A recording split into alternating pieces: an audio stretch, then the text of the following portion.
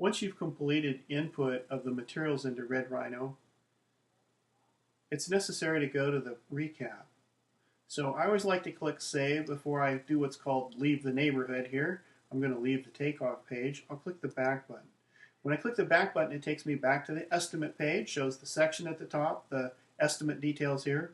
I'm going to go up to the top and click Recap. And when I do, it displays the recap here. Now the recap is a summary of the estimate. Right now I'm just going to show an overview of the recap. This is a summary of the estimate. Up in the top, in the header, is where you set your overhead and profit percent, or your markup. You type in your tax percent, etc., and your crew composite rate at the top here. Now I won't go over that now, but I'm just kind of giving an overview. I like to say that the recap talks to you. The recap talks to you and it tells you how much material you have in the project. In this example, notice that my total material cost is $2,938.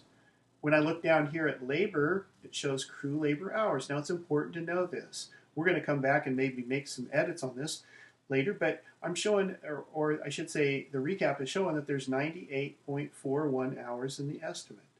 Okay, this is important information. I'll show you how to analyze that in a little bit. I'll scroll down a little bit further here. Notice that the program shows the total labor dollars, and down here it shows expenses and subcontracts. I'm going to show how to enter these using clicking on these underlined links here. I'll show you how to enter your expenses and subcontracts in a bit.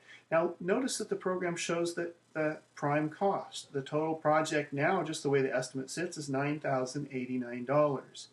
And then when I scroll down to the bottom, it shows the total price. The price of this currently is $11,497. Now that's how you look at the recap. That's just an overview of the recap.